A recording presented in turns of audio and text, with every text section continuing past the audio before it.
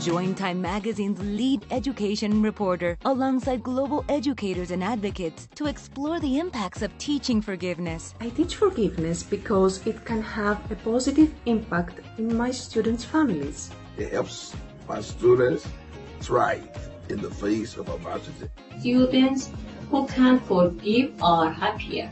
Join us to hear from teachers and thought leaders on how and why to include forgiveness in your classroom.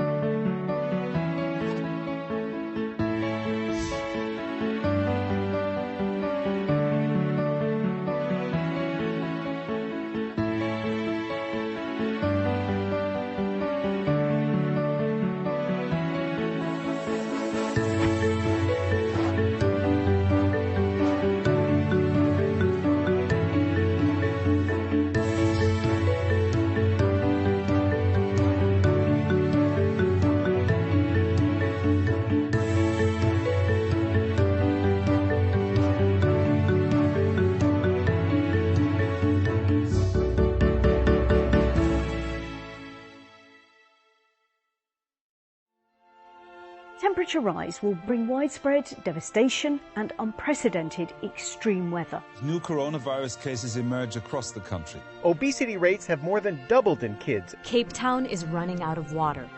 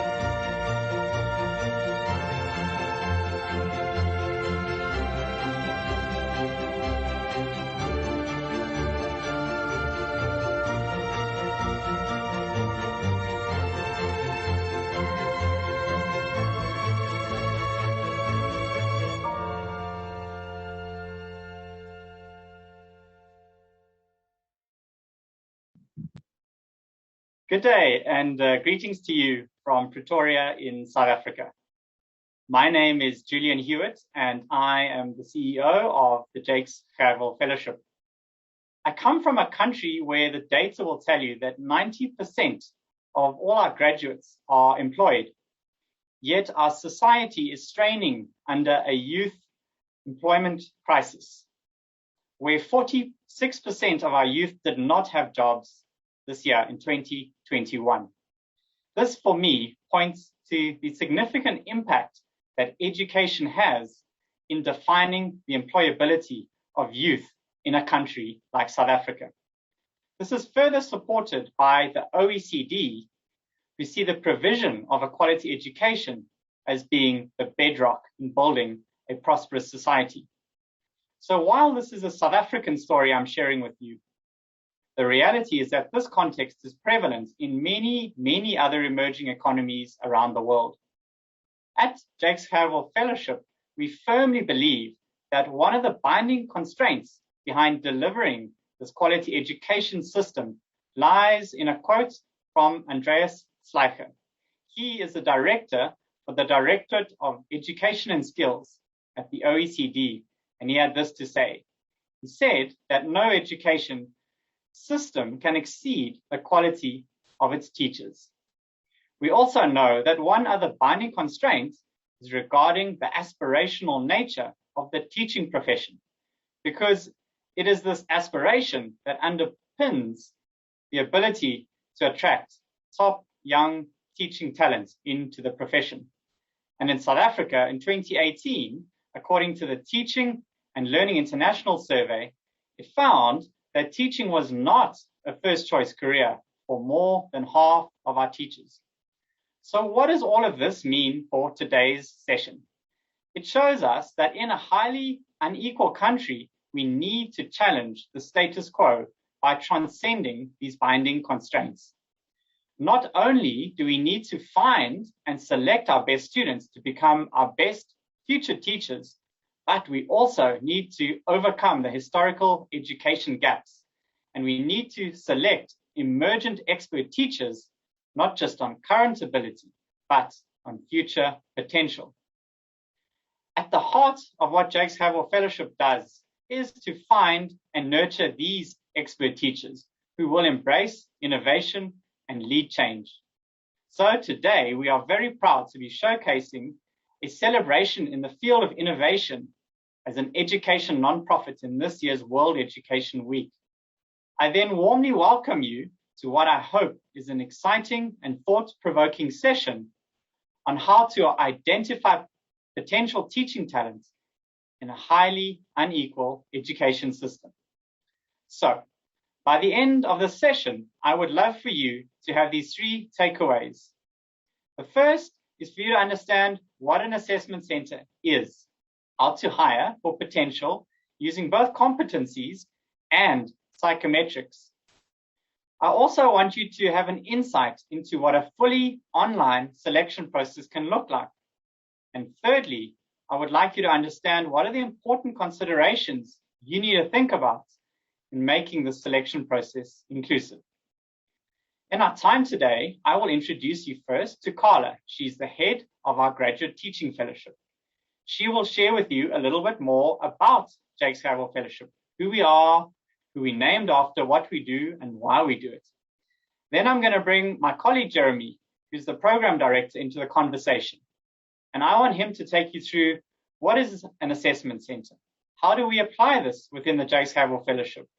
And for you to understand some of the key methodology, both in terms of understanding behavioral competencies that we select for, but also particularly, and very important today, is the psychometrics we use to identify strong potential teaching traits in our applicants. Then Carla is going to join us again to give us this behind the scenes view of what a fully online selection process looks like.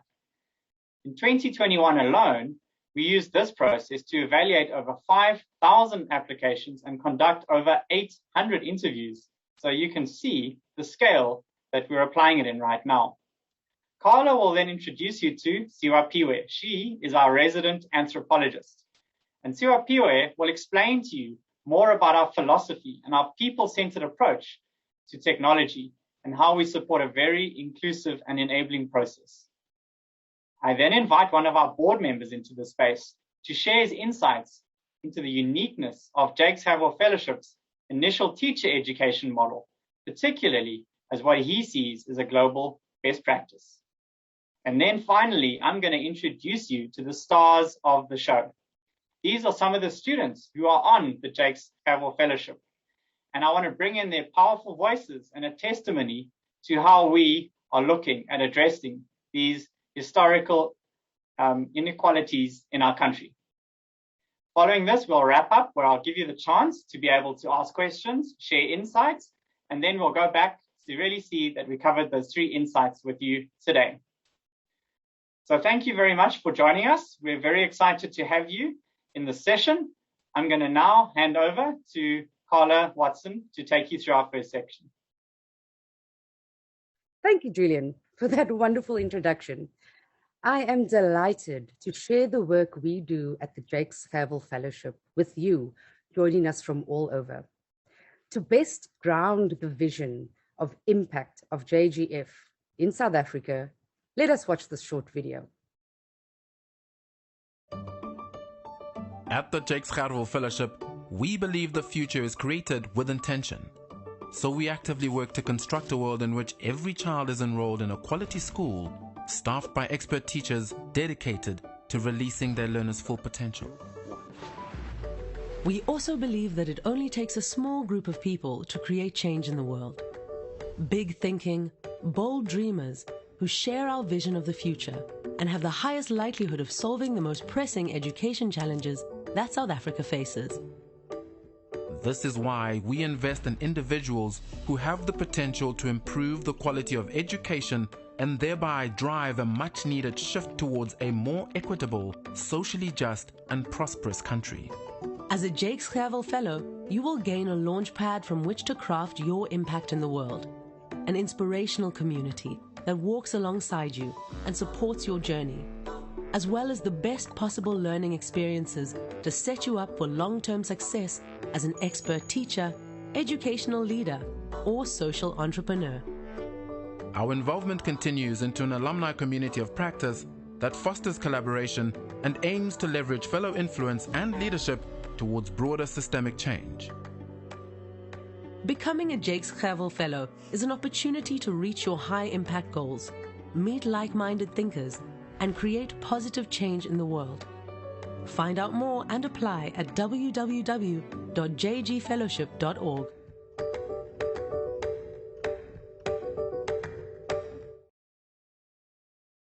I'm hopeful that short video brought you some more information about what the Jakes Gerwel Fellowship is all about. I would like to spend a little bit of time explaining why we have the namesake of Jakes Gerwel in the context of South Africa. South Africa, as with many other countries, carries a deep history of injustice and inequality. Specifically, inequality is profoundly evident in the national education system as a direct result from the apartheid government before 1994. Professor Jakes Gerwel was a South African education and political activist who held numerous positions of influence, most notably, though, as Director General to the former President Nelson Mandela. After serving in the former President Nelson Mandela's office, he then went on to chair the Nelson Mandela Foundation and Mandela Rhodes Foundation. He had a significant impact on education as he began as a high school teacher at a local school in Cape Town. He then went on to be a lecturer at the Hewitt Teacher Training College, also in Cape Town. Prof. Gerwel was instrumental in the development of the Afrikaans department at the University of Cape Town. He played such a major role in the transition from apartheid to establishing a constitutional democracy. And as for his work, he was awarded 13 doctoral degrees from universities in South Africa and from all around the world. Professor Jakes Gerwel's profound impact on the transformation of South Africa through education and leadership is the honor our Jakes Gerwel candidate fellows are encouraged to embody and continue into their classrooms as teachers. Thank you very much, Carla, for that inspiring and insightful start to our presentation today. That's Carla Watson. She's the head of our Graduate Teaching Fellowship. And next is Jeremy Gibbon. I'm going to introduce you to the program director behind Jakes Gerwel Fellowship. And Jeremy is then going to take it away to give you that deep dive into an assessment center and what it's all about. Jeremy, over to you. Thanks, Julian, and a warm welcome from me to all of you listening from around the world. So when we select somebody to join the Jakes Gerwel Fellowship, we are effectively inviting them to join a movement for life. And so we take this process extremely seriously. And given the wide inequality that we have generally in South Africa, and in particular in our education system, we do have to design our selection process to both identify current ability, but more importantly, also to be able to identify future potential.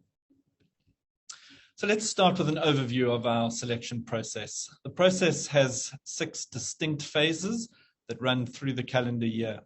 We start with a national advertising and nomination campaign, making use of social media and a national network of teachers who nominate grade 12 students. These potential applicants are driven to our website, which allows them to take an eligibility quiz and to check their suitability for the fellowship. Applicants then complete a comprehensive online application form, which allows us to collect hundreds of data points across our key selection criteria areas. The vast majority of this online form is very thankfully auto-scored, and that allows us to quickly gain a good profile of each of the applicants. After an initial shortlisting process, successful applicants then are invited to complete an online virtual interview, which is recorded and then made available to our team of assessors to assess against the rubric. We use the interview to gather data around motivational fit for becoming a teacher, and we also use a divergent thinking instrument that's strongly correlated to one of our competency areas, that of innovation. Another shortlisting process follows before the final group is then invited to a 3-day online selection camp. Here, students participate in an assessment center, they complete psychometric tests, and they engage in a number of highly interactive and motivating sessions with the JGF selection team. The assessment center activities are scored by our assessors, and then along with the psychometric data is added to the data that we collected from application form and interview and placed all into an overall talent algorithm. And then finally, our selection team spends 2 exhausting days discussing the data of each applicant, and then we make a final decision. So what criteria do we use? Throughout the selection process, we look at 5 key areas. These areas are aligned to the strategic drivers that we believe have the greatest chance of the fellowship achieving our vision in the future. And so these are the academic potential of the applicant, their leadership ability, their achievement orientation, a measure of their motivational fit to become a teacher and to work in education, and then finally, personal attributes and competencies, which is aligned to our competency framework. So what is an assessment center there? Well, the assessment center is a series of highly interactive group and individual exercises that take place online and allow us to identify behaviors that are aligned to the particular competencies we're selecting against. The entire experience for our candidates is scenario-based, and it places these students in different environments in which they need to review, analyze, and comprehend a variety of data and prompts, and then work to solve a particular problem that has been presented. So as an example, they may be given the context of a local school that's struggling with poor levels of parent-teacher engagement. We provide them with videos, some examples of other schools and what they do, some newspaper articles, emails, social media extracts, survey data, all that describe the scenario. And then the students are required to digest this, to respond first individually, and then to move into a small group to develop a strategy for the school management's the school's management team to then implement. So what competencies are we looking for?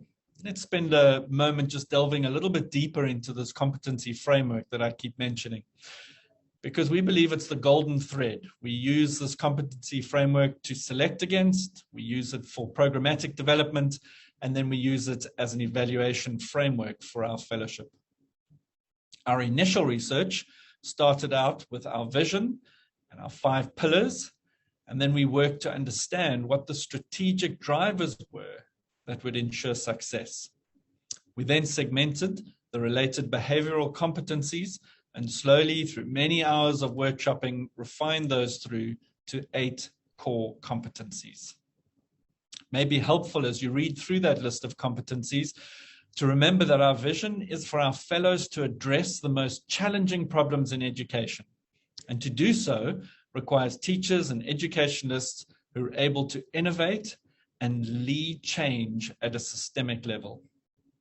Each of these 8 competencies are expressed, as you can see, as key themes at increasing levels of professional maturity. And each theme is then further expressed as specific behaviors that we can develop and evaluate against. Okay, let's now focus in a little on what we actually do with all this data we collect. At a high level, we score all the input prompts according to a predetermined set of rubrics. And then that data we combine together into what we call our Talent Potential Index, or TPI. And we use that TPI as the basis for shortlisting at each stage in the selection process. At the application form stage, we only collect data on 4 out of the 5 criteria. But then as we move on to interview, we collect our first data points on one of our competency areas, namely innovation. And so you can see that's then added to the TPI. And then finally, after selection camp, we have our full set of data on all the areas that we select against. Okay, let's move now on to how we aim to select for potential in this highly unequal environment. And for us, our secret sauce here is the use of 3 psychometric tests. We use a personality test, the 15FQ. We use a emotional quotient test, EQI, and then a learning orientation index. And what we've done is to map the subsections of the outcomes of those 3 psychometrics as what we call enablers or derailers to our competencies. Now, things get a little complex here, but at a high level, what we do is we look at how the various subsections of these psychometrics will either enable or inhibit a person's ability to be developed in that particular competency area. So, for an example, for the strategic outlook competency, from the LOI, a cognitive orientation towards complexity, we would see that as an enabler. But if we look at a personality pattern of focus on the concrete rather than the abstract, we would map that as a derailer. And so in this way, we develop a competency training quotient, or a CTQ, which indicates the degree to which the applicant may be predisposed towards developing in this area in the future. And hence that gives us a measure of future potential. So once we have all this data that's been collected, we then develop a dashboard view of each applicant that our selection team can review and make a decision on. And this dashboard presents the aggregated data on all of our key selection criteria areas and allows us then to drill down into the individual data points if necessary. I want to just finish by sharing with you a quick story of one of our very first applicants that may help to illustrate how we use the competency data, how we use assessment centers, the psychometrics, and in particular, a matrix that we developed to help view that data. We had heard about a remarkable young grade 12 student, the story went that at his school, sometimes the maths teacher wouldn't arrive for their class, and he would just stand up and start teaching that class, and ended up becoming known as the professor in the school. Anyway, he applied to JGF. He made it through to the assessment center. But at the actual assessment center, while doing the different assessed activities, really struggled enormously. The environment was challenging, in particular, the context in which we were working and the language of English, which was his second or third language. And so as you can see, his scores for the assessed activities in the 8 competency areas were very poor. However, once we got the psychometric data out, his potential to be developed in these areas was incredibly strong. And we then developed this matrix. You can see on the x-axis, we have plotted the level of demonstrated capacity or competence. In other words, what that student could actually do right now. And on the y-axis, the ease of development from psychometrics. And once we plotted his scores, you can see how so many of the different competency areas appear in that top left quadrant that we see as opportunities for accelerated development. And on that basis, we were able to select this particular candidate, and he's gone on to be one of our star performers on the fellowship. So over the last 5 years, we have come to appreciate the value of the selection methodology, and in particular, the use of assessment centers in helping us to identify potential in applicants despite the inequality of our education system. In 2017, we were recognized for this work at the International Conference on Assessment Centers in India, and a year later at the Assessment Center Study Group in South Africa. Thanks, Jeremy. I will now speak to the online selection process we've adopted at the Jakes Gerwel Fellowship because of the impact of COVID-19. And for the innovative work and intentional design JGF employs, the Jakes Gerwel Fellowship was Nedbank's top 5 winner of the 2020 Award for Work in Technology and Innovation. The JGF online selection process is driven to reach as many people in South Africa as possible, regardless of their background or resources. Where an applicant is without data or a device, we then provide this to them to create as much of an equal footing for them as possible. It is also worthwhile to note that given 61% of South Africans access the internet via a mobile phone, all of our platforms we make use of are mobile friendly. I'd like to take you briefly through 4 major selection strategies we use in the online context. The first online selection strategy is an eligibility quiz. The eligibility quiz lets applicants know if they are indeed eligible and able to qualify as a teacher in South Africa. There is a specific policy called the National Minimum Requirements for Teacher Qualification, which decides whether or not an applicant is indeed able to qualify as a teacher or not. On the screen, you'll see we have designed an interactive simulation of a chatbot to have applicants engage with a JGF staff member, asking them questions about whether or not they are eligible.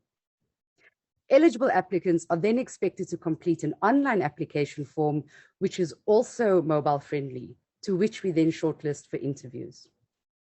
The second online selection strategy is the interview process itself. We make use of an online video-based platform called Easy Hire. Applicants are asked to complete this video within a reasonable deadline.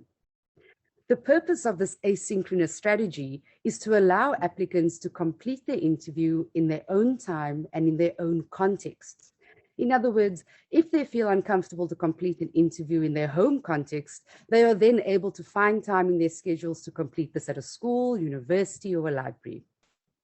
The video content is filmed by an internal JGF staff member in English and a variety of South African languages. The third online selection strategy is employed at Selection Camp using a tool called exam.net. Applicants are asked to complete several online assessments, and this tool, exam.net, allows JGF to monitor the applicant's physical movement in the background remotely. In other words, the candidate is forced to remain attentive and engaged with the assessment, with JGF monitoring in the background, minimizing cheating or any help from additional people. Lastly, we cannot simply rely on online tools to select people. People are complex, wonderful beings, and JGF firmly believes in the power and influence of community. In the JGF selection process, we want to know as much about the person as we can. About 30% of our resources are dedicated to building the sense of community through providing physical packages to each shortlisted applicant.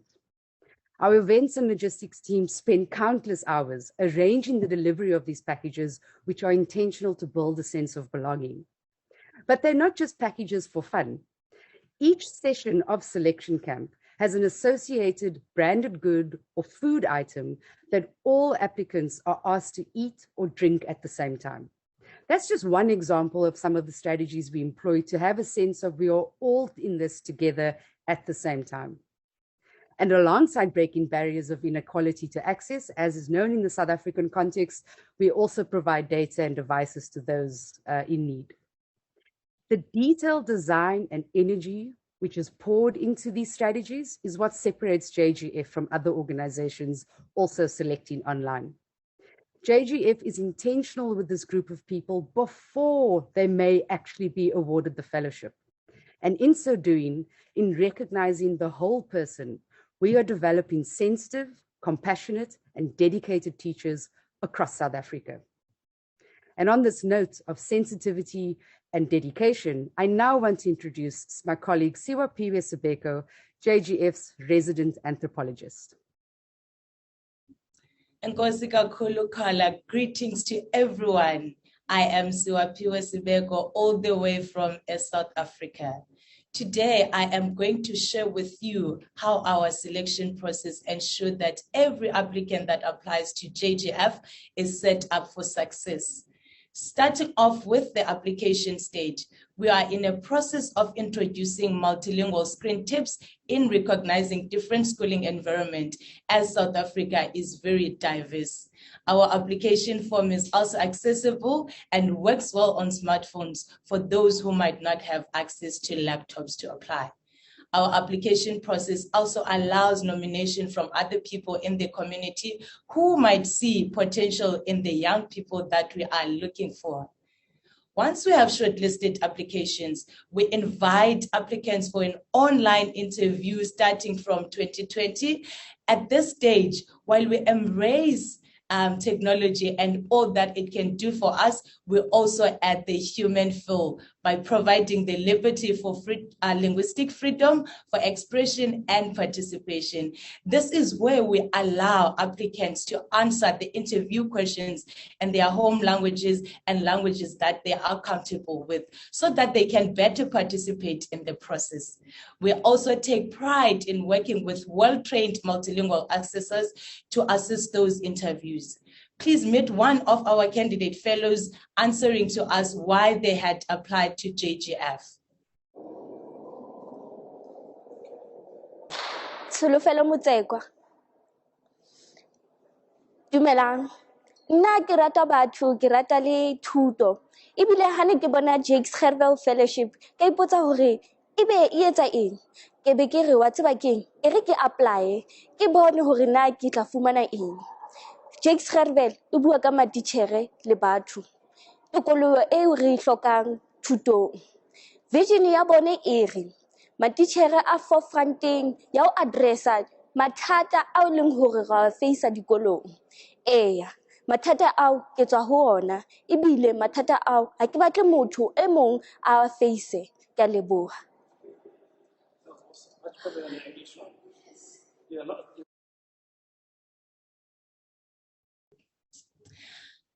After the interviews, we host the 3-day online JGF selection camp, and we started doing that from 2020. To set everyone up for success for this part, we make sure that we provide data to those who need data for connectivity. We also provide laptops for those who do not have access to laptops so that they can be able to participate in the camp. We also consider the different living conditions and locations. So in that we provide private accommodation with food, access to internet and devices for the duration of the camp. And that happens to those who have indicated that they would need support in that regard. And one of our candidate fellows is sharing their experiences in the next video on how JGF set them up for success when they had applied last year. And then we started doing assessments, sessions, and then it came to the selection camp. And I have to say, before the selection camp, because at that time I was staying in a space that is crowded. There's a lot of people, it's busy. It's not easy to get time to do things on your own. So I was like, if I'm going to do the selection camp for a week, then it's going to be difficult.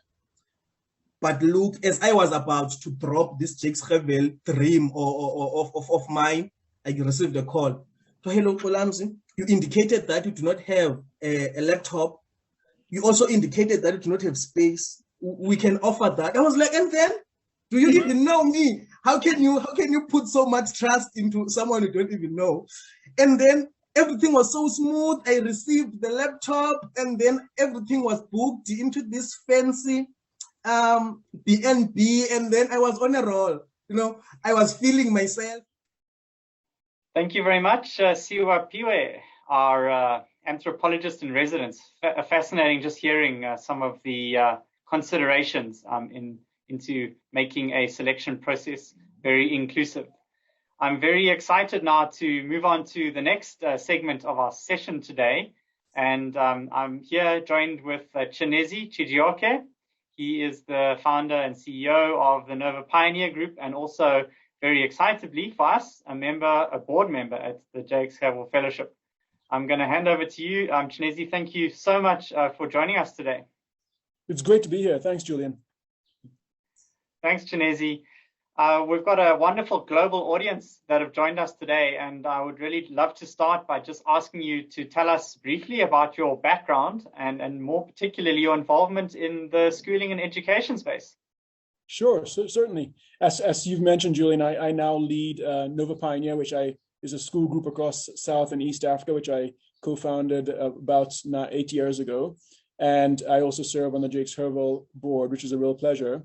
I started my career in education as a teacher. I started as a teacher, in fact, many ways very similarly to some of the fellows that we support through the Jakes Gerwel Fellowship. And I kind of wish that back then I had a fellowship like the Jakes Gerwel Fellowship to support me.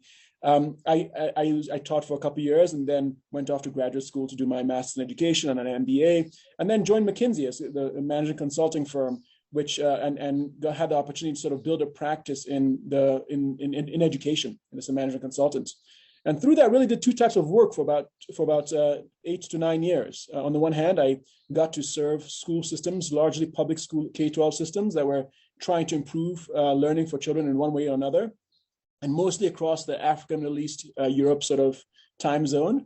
And then I also got to do some research. I had real benefit of doing some really interesting research on how school systems improve to inform our advice and our service to school systems. And then not that long thereafter, I sort of, as I mentioned, about eight years ago, left to start Nova Pioneer and serve on the Jakes Gerwel Fellowship and a couple other boards in education as well. Great. Well, thanks, Chinezi. And I'd really like to drill down a little bit into some of the work you did with McKinsey, and particularly on the research perspective around the best performing schooling systems that you're involved in 2010. That was a highly influential article when it got published, and a really seminal one for us when we started Jakes Gerwel Fellowship.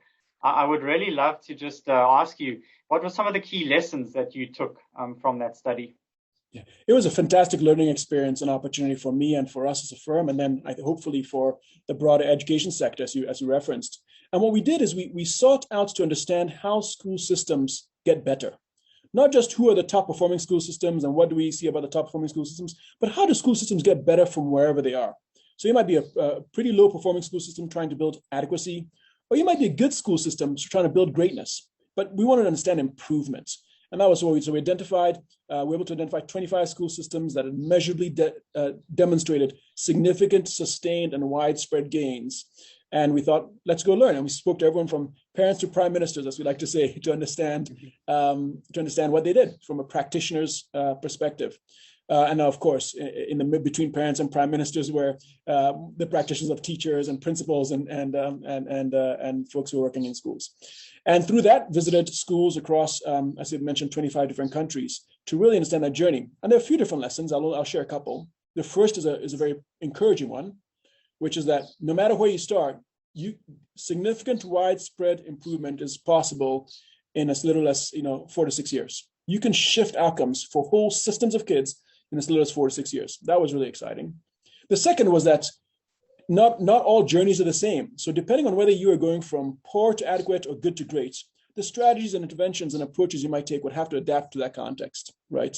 And then there were a number of others around, leadership, tenure of leadership, managing culture, a few different things. But what was interesting was that, and it's sort of related to our conversation on Jakes Gerwel, is that at every single improvement journey, whether it's poor to fair or good to great, the focus on instructional practice and pedagogy was a consistent driver of improvement.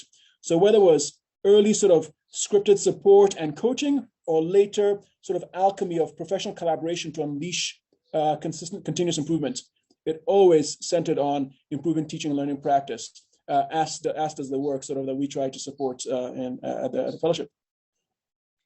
Great. Well, thanks, Chinezi.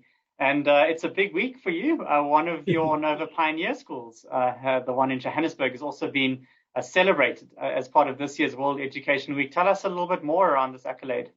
Yeah, no, really grateful to and honored to have Nova Pioneer North Riding being celebrated as part of World Education Week.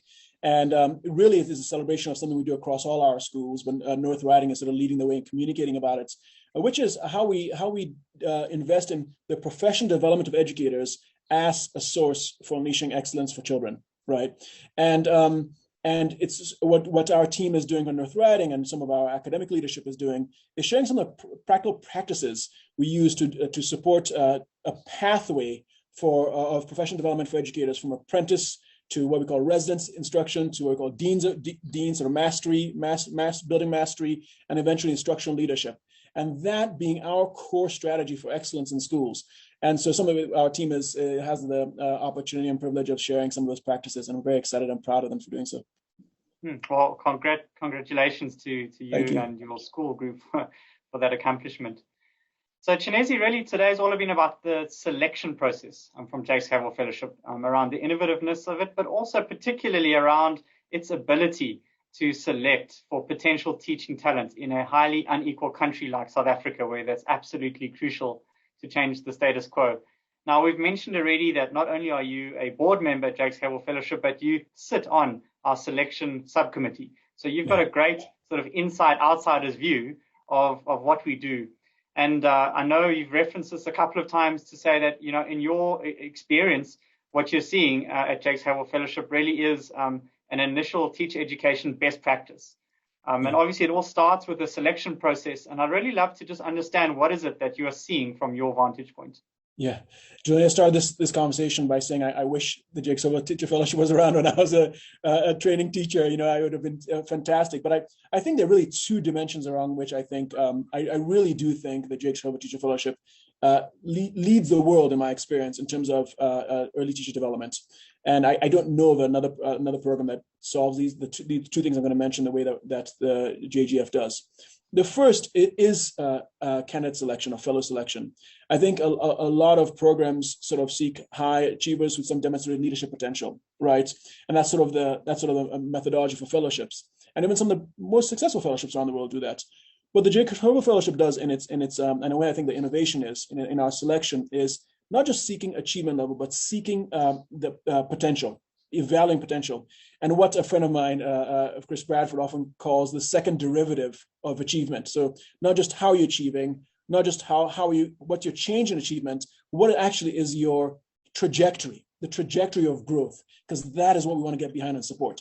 And so that's I think the rigor and the thoughtfulness with which we tackle that question, I think, is hugely exciting. And I really hope we also learn a lot from the way we're innovating around that. The second is just that's first way. The second way is the amount of support.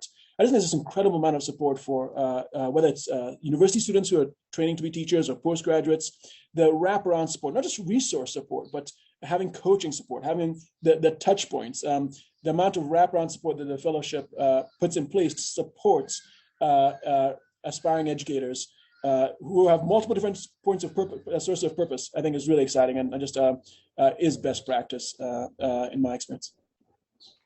Great. Well, Chinezi, wonderful engaging with you, and thank you for joining us on this platform today. We really appreciate your insight. No, it's really great to be with you. Thanks, Julian. Thank you so much, Chinezi. I really appreciate just your contribution to JGF, but I love your global perspective. It's really valuable to bring that into our conversation today. And so I'm very excited to really kind of start getting into the end of this conversation today, but bringing in two absolute superstars. These are two candidate fellows that have been obviously through the selection process and are a real life testimony to the kinds of people that we're attracting and finding through this Jakes Gerwel Fellowship. And also just a reminder to our audience members, please feel free to pop any questions you might have into the channel. We have a team of people that are going to answer that. And if there are any questions that you'd like to answer or have asked in this forum, we will do our best to get to them. So really, I just want to introduce our first candidate fellow. This is Monaka, and she is a Jakes Gerwel Fellow, at least class of 2020. She is a second-year Bachelor of Arts student at the University of Cape Town, and hoping to be an English and history teacher. And one of the things that Monaka is very passionate about is the sense of how to use her potential, particularly in steering the socio-economic development in some of the tougher schools in South Africa. And so if you think a little bit about what we've spoken about today, we were really looking at this idea of how do you identify potential teaching talent in a highly unequal education system. And so, Monaka, I really just think in that vein, I'm excited to just bring you into the conversation for you to really share from a personal perspective, what do you see as your role as a teacher and an education leader in building this inclusive society that we have been speaking about through the Jakes Gerwel Fellowship pipeline? Thank you so much, Julian.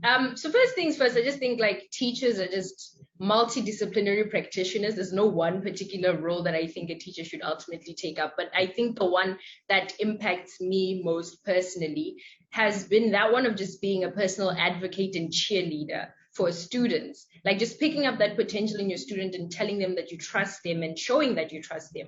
I saw this in my own personal journey, and this has impacted me till today. When I was in about grade 2 in Limpopo, the northmost province in South Africa, rural little province, and I was just, there, and I was like getting ahead, and the teacher was just like, this kid has a lot of potential. So she sits my grandmother down, she's like, please get her to a good school. So just being trusted with that of saying you deserve better and you can do better really renewed my sense of self, and I carry that with me everywhere. It's a personal story that I share with any and everyone that I know, but I carry that with me everywhere because it gave me a sense of self-worth and a sense of like trust from someone that I view like to have a really important role in my life, like a teacher. A lot of students look up to their teachers. So I think that's like just the first point of reference, just being a personal advocate for your students and just being a personal cheerleader for their potential, whatever that potential looks like in your classroom, even if it's subject specific, just always cheering them on really galvanizes students. And I think that's one of the most important roles teachers play in our society, but in the education system. Thank you so much, Monaka. And I also just want to appreciate the fact that you've literally just come straight into this panel discussion from tutoring. Tell us a little bit about that. Yeah, I love tutoring. I'm tutoring at Fuleni, and we're teaching them critical thinking and debate skills. So that's another interesting context for me because, like I said, I'm really passionate about like just using my potential to steer socioeconomic development.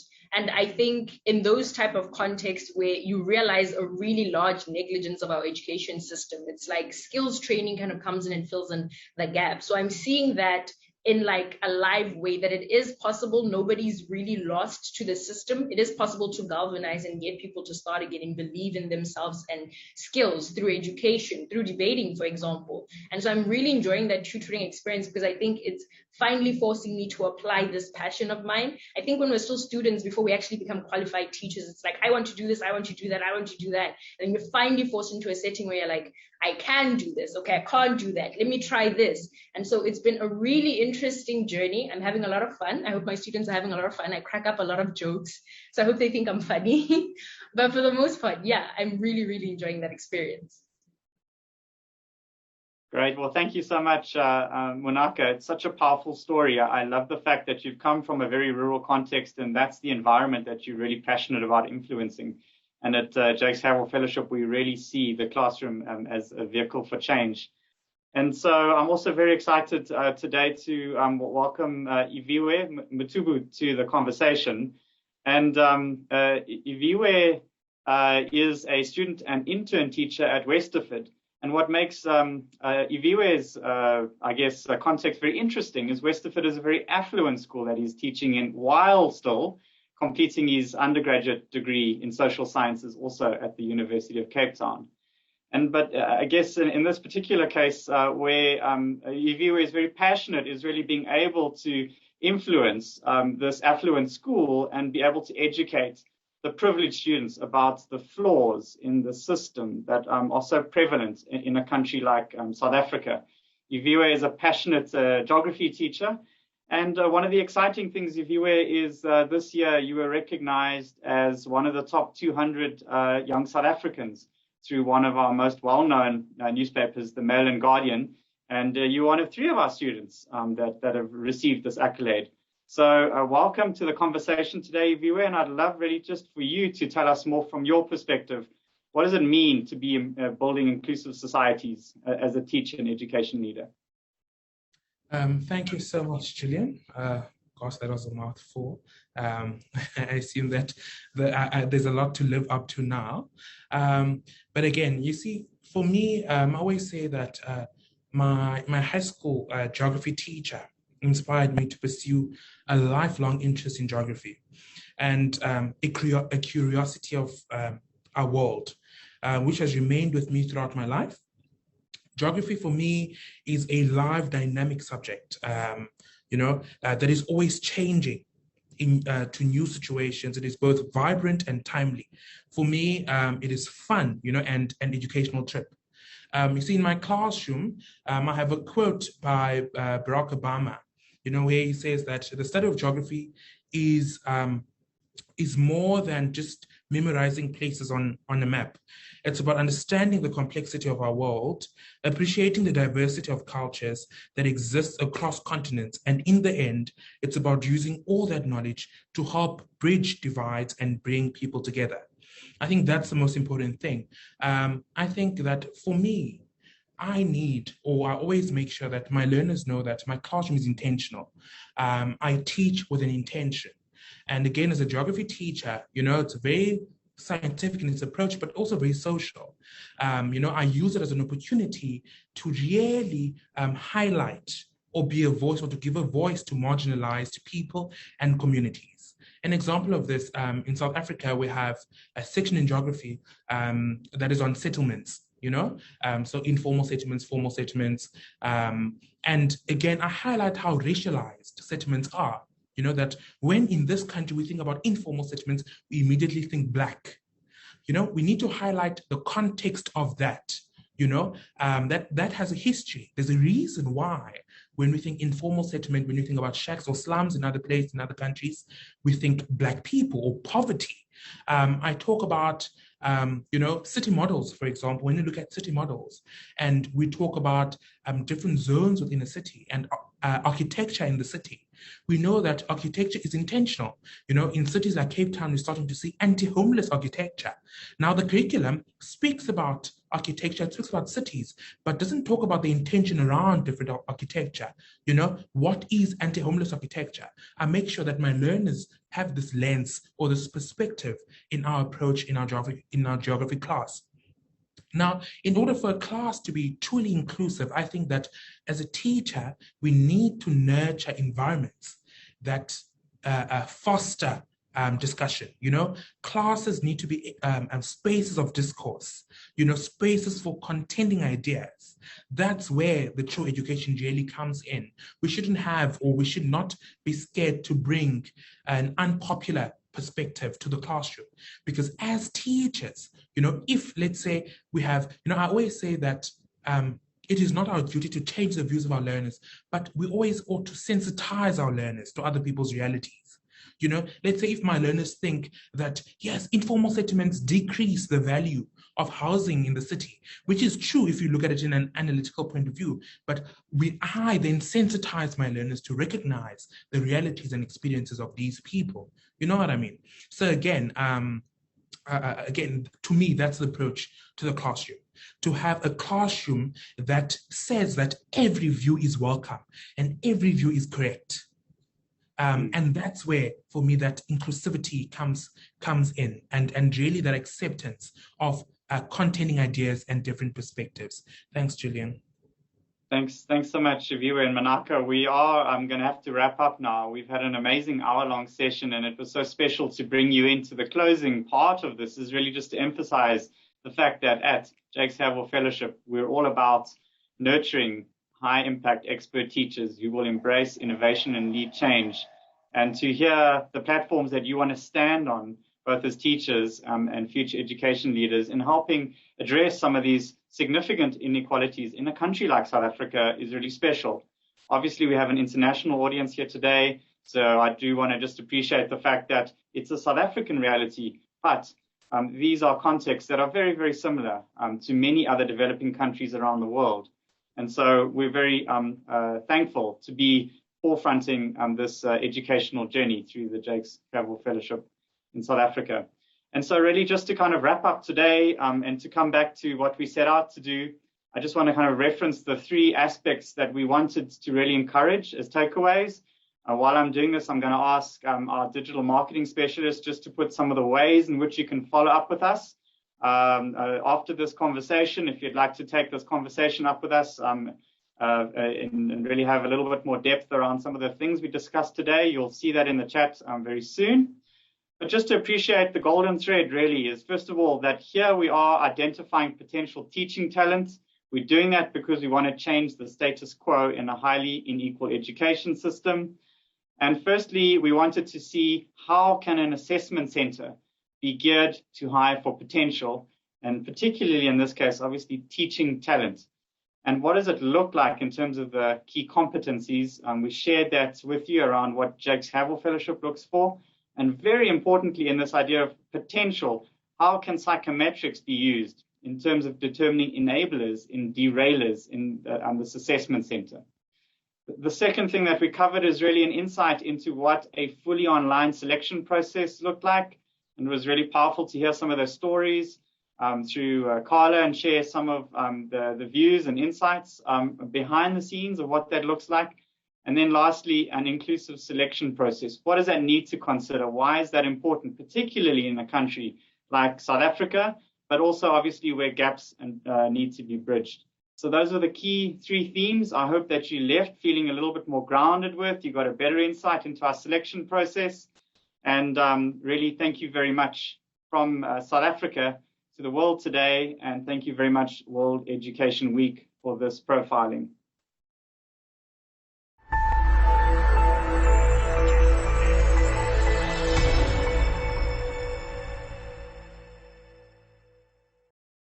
Join Time Magazine's lead education reporter alongside global educators and advocates to explore the impacts of teaching forgiveness. I teach forgiveness because it can have a positive impact in my students' families. It helps my students thrive in the face of adversity. Students who can forgive are happier.